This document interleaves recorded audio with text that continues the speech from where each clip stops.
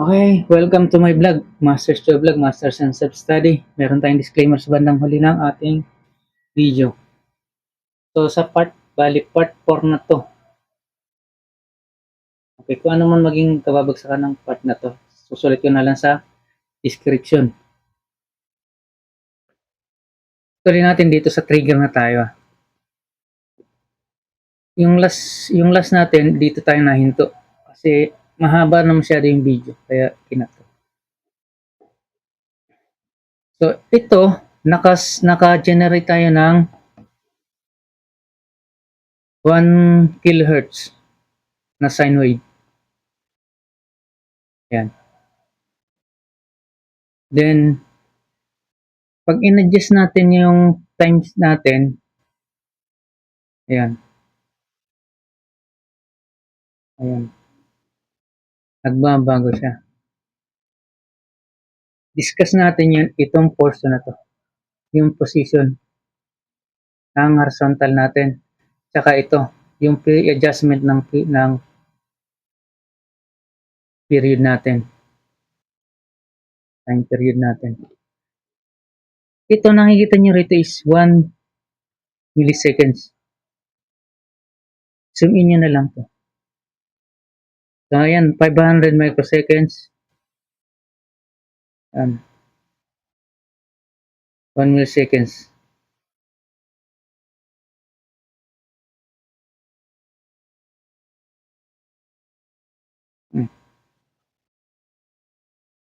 So, ano natin to.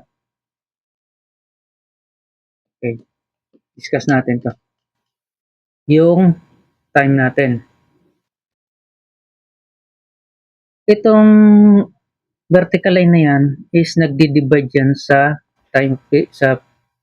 period natin. Yung period natin, yung per division. Time per division natin. Tama ba? Time per division. Sige, masaya yung ano na to.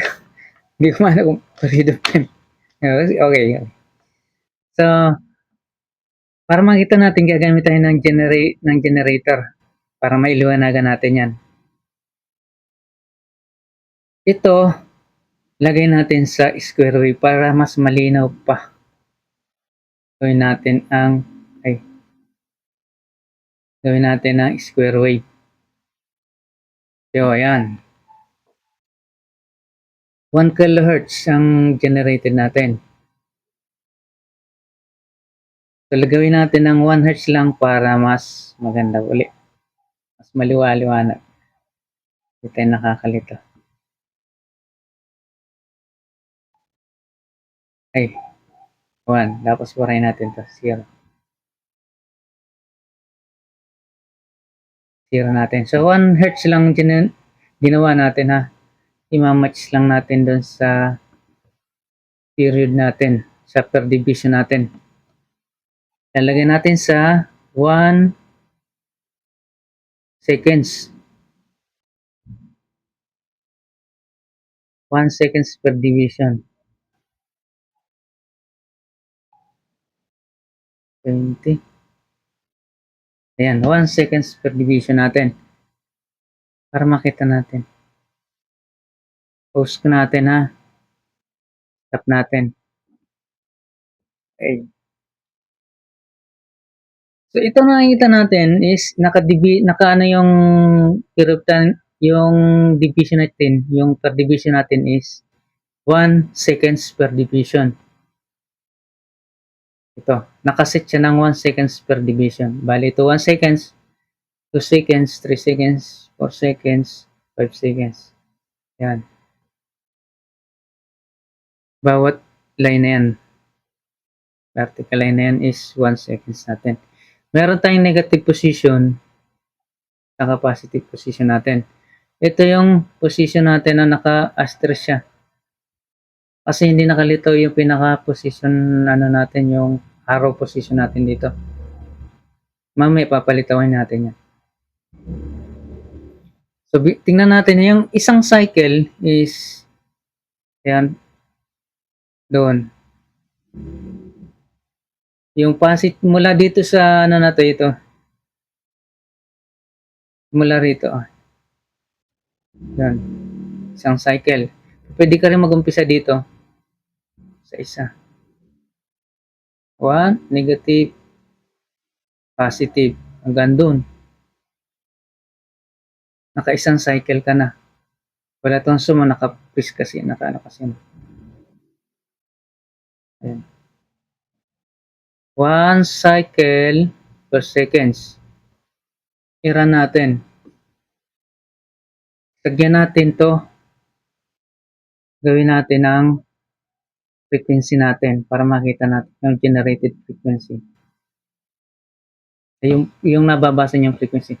Maglalabas lang siya ng nasukat niyang frequency kapag nakumpleto na siya.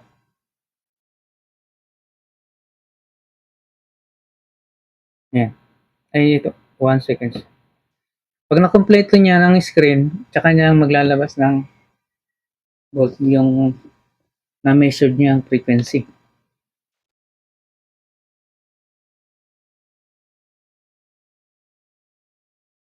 Wala. Subukan natin.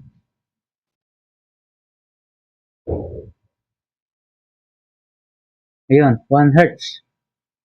Ibig sabihin 1 hertz, 1 cycles per 1 seconds. 1 cycle per seconds.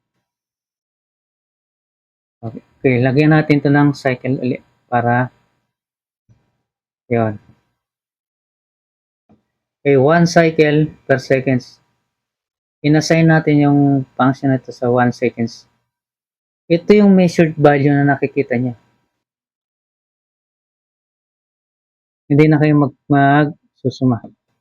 Ito yung position ng horizontal position natin. Ito yung frequency natin na 1 seconds, 1 hertz. 1 seconds, 1 cycle, 1 hertz. So sa frequency ano natin, palakihin natin ang ano natin na screen, ang cycle natin. Saan natin i-post. Yan. So nakalagay sa kanya is ano natin, yung sakto lang natin dito.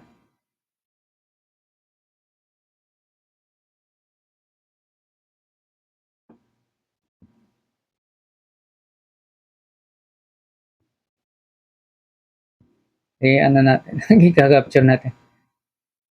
Ay, mahirap pa. Mahirap mag-capture. Ayan, meron tayo. So ayan ha, naka 1 milliseconds tayo per division. 1 milliseconds per division natin na. Gamit tayo ng cursor para makita natin yung sukatin natin to. Ayan. Then, natin isa pa.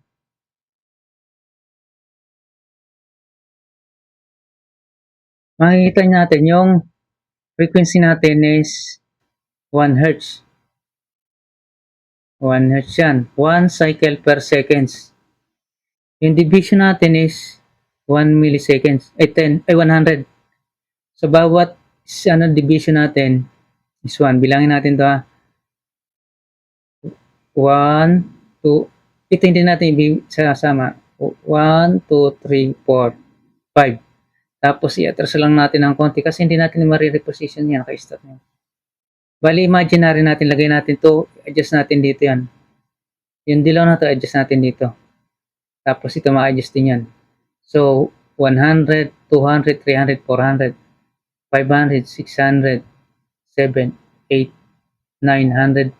Then, 1 seconds.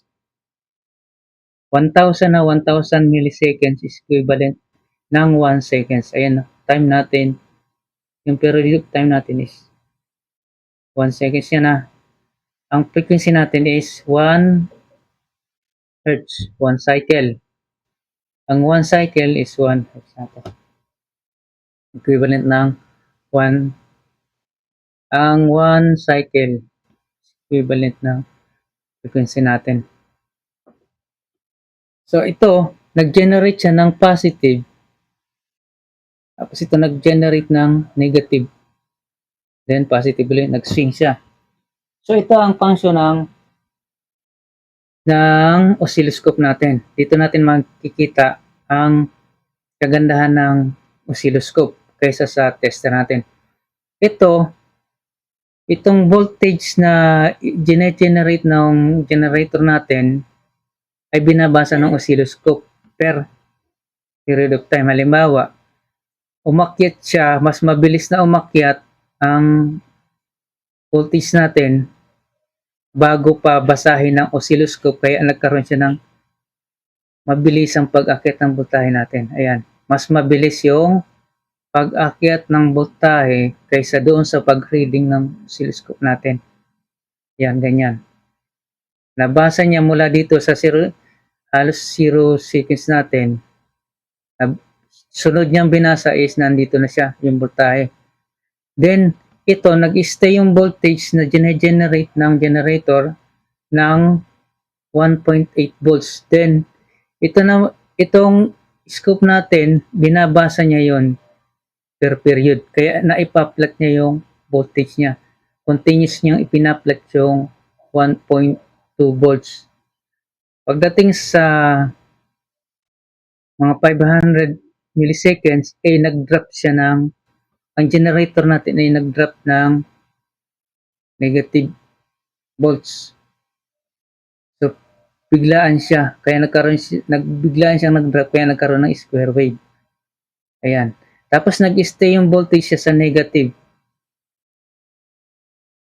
voltage na katumbas ng negative 128 din yun.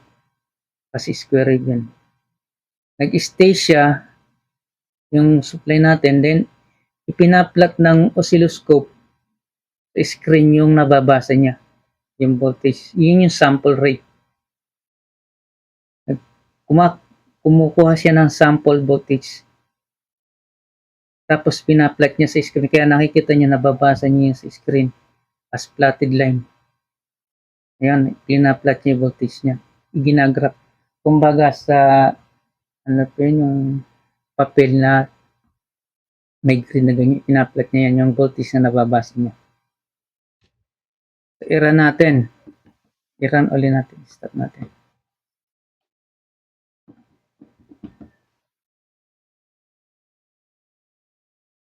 Uy.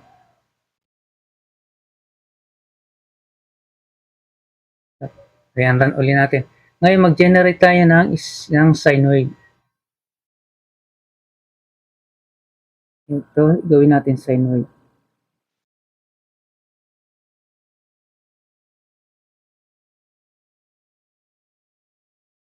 So, ito. Balik natin to.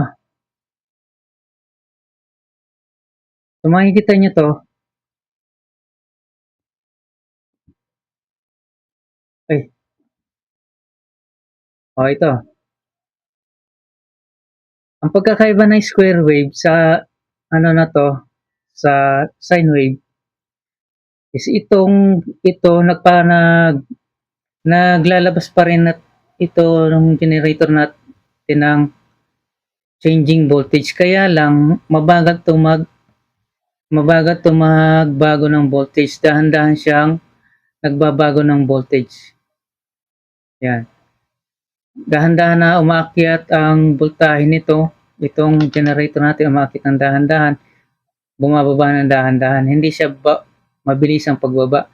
Kaya ang nangyayari, na iplaplat ng oscilloscope yung dahang-dahang pagbaba. Na ipaplat niya sa screen yung dahang-dahang pagbaba ng voltage nitong generator natin. At dahan-dahan din pagtaas ng voltahe natin. Sa isang segundo, binasa niya yung supply dito sa generator natin is nagkaroon ng changes na negative. Konti lang. Sumunod na segundo, bumaba uli siya. Ayan. Dito niya na naman pinat. Unti-unti. Ayan, ganyan nangyayari. Pagmasdan nyo, unti-unti niya, Ayan. Unti-unti niya i-drawing sa screen. Ganyan ang oscilloscope. So, continue na natin to mamaya. Part 5 tayo para dun sa trigger natin.